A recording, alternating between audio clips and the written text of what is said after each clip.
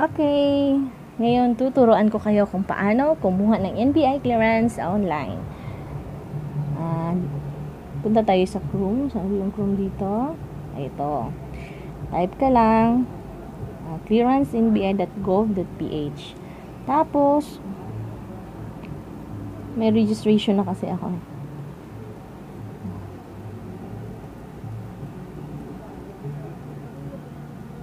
Log out muna natin. Okay. Dito. Pagkapasok nyo dyan, lalabas yung data privacy content. English yung pinili ko. Ito. I agree. Tapos, ito yung advisory. Dapat, at least, meron kang isang valid ID issued by the government. Either UMED, passport, driver's license, birth certificate, which is authenticated by PSA. Hindi kaya yung sa akin is, hiningan ako ng, pwede pala PhilHealth. So, yung PhilHealth yung binigay ko na number. After that, close na. So, ito naman, kung meron ko ng account, magsa-sign in ka lang. Sa mga first time job seekers naman, yung mga kakilala ko, kung first time job seekers ka, tapos first time mong kumuha ng NBI clearance, libre siya. Pero if ever, pang ilang beses mo nang kumuha ng NBI clearance, tapos na-expired na, for renewal na siya, so dito ka na lang sa register. So, tanong dito, do you have an NBI clearance issued from 2014 to present? Sa akin kasi, yung last nakuha ko ng NBI is 2008. So, hindi ako na-fall under 2014 to present. So, I will check, no. Then, fill in ko yung gender, civil status, birth date, ganyan, mobile number, email ad, and then, read and accept. Saan na ba yun? And then, saan na ba yun? Read and accept. And then, proceed. So, ganun lang siya, proceed.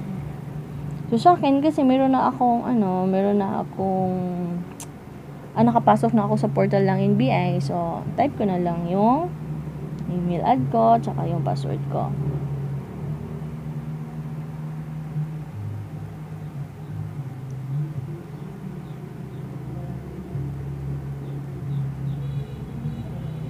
Okay, sign in. Tadang! Itong nakikita yung picture dito, hindi yan yung lalabas sa nyo sa NBI clearance nyo yung picture nyo, iba. Ito, profile lang ito sa site na ito, sa site ng NBI. Kung check mo yung, pagkatapos mong mag-fill in ng data, ito yung lalabas. Check mo muna kung meron ka bang mga something, mga wrong, details, pwede mo siyang i-change. Tapos, click na dito. Kung gusto kong kumuha, apply for clearance. Okay. Yung sa husband ko, kinuha ko is UMED. Yung binigay ko na, SID, UMED, yung sa SSS. Tapos, number. Tapos, click ka dito ng I agree. Pagkatapos doon, may important reminder sila ito. Your registration code or reference number will be provided after you select your payment option. So, yung reference number na ibibigay nila is after na pumili ka ng payment option mo. Yung sa akin is 7-Eleven. Continue natin basahin. Your reference number shall serve as your gate pass when you enter the NBI clearance processing area. To avoid inconvenience and long lines, please pay your NBI clearance fee using your reference number at the selected payment option. Okay. Close na natin ito. Okay. Select NBI branch. Yung sa akin is sa Tagum City kami. So, yung pinili ko is Tagum. Okay.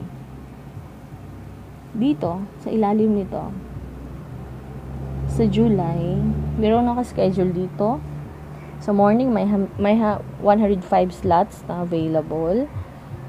Dito sa July 20, morning, may 105 slots. And then sa hapon, may 113 slots. And then sa Tuesday, may 119 slots yung available. So, grab na natin kasi marami pang bakante 105 slots. Tapos, ito yung babayaran natin, multi-purpose clearance. So, yung 130 pesos, ito yung mapupunta sa NBI.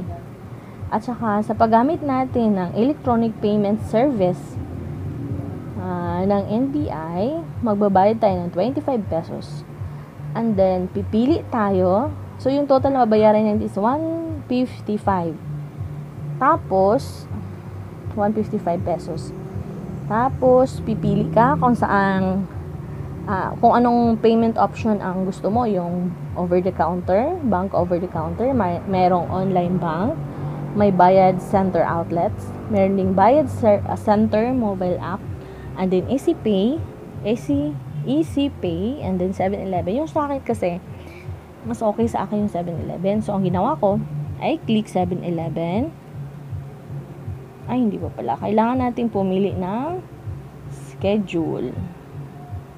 Tapos, pili natin ng schedule. Pili ka dito ng payment options. So, yung pinili ko 7-Eleven.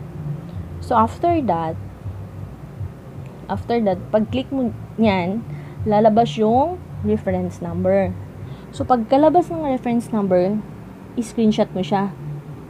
Yun yung gagamitin mo doon sa 7-Eleven sa pagbabayad. Punta ka doon sa bills payment. Yung sa machine, yung sa gilid, yung ginagamit na pwedeng pang-load. Yun yung gamitin natin pambayad sa NBI clearance. So, click mo yung bills payment, and then bills payment, and then hanapin mo yung government. Pa-click mo sa government na folder, lalabas yung mga agencies ng government na gusto mong bayaran. So ngayon, piliin mo yung NBI. Pagka-pili mo ng NBI, click mo doon yung reference number, type mo yung reference number.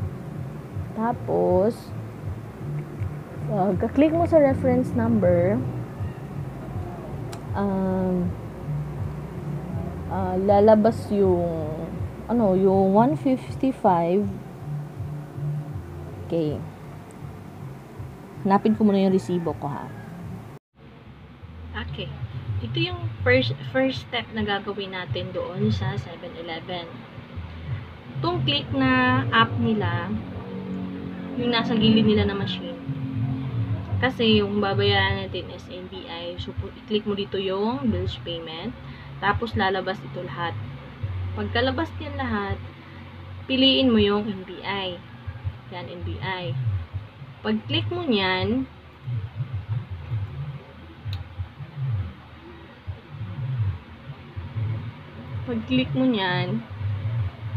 step 2 na naman tayo.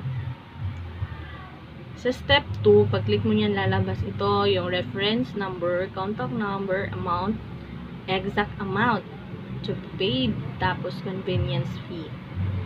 So, ngayon, yung sinabi ko sa inyo na reference number na dapat i-screenshot nyo sa cellphone nyo, dito nyo i-fill in yun. Tapos, fill in nyo yung contact number nyo kasi in case na may mga problema or something, may mga kailangan, alam na yung contact number nyo. Tapos, yung amount is 130 pesos. Tapos, sa ngayon, meron ng charge fee na 25 pesos. Tapos, 30 pesos para sa NBI. And then, may additional parang 15 pesos yata para sa, sa 7-Eleven na charges. So, lahat-lahat yung nabayaran ko is 170 pesos. Tapos, ngayon, ano ba to? Tapos ngayon, next step na naman tayo. Okay, customer contact number. Login nyo naman yung details nyo dyan. So, after that, pagka-click nyo nyan, proceed. Next, so lalabas yung resibo na babayaran nyo. Tapos, ipakita nyo sa cashier. Tapos, babayaran nyo yun. So, 170 pesos. kasama na yung resibo. Tapos, yun yung ipapakita nyo doon sa NBI para bigyan kanila ng NBI clearance. So, madali lang kapag nakabayad ka na online.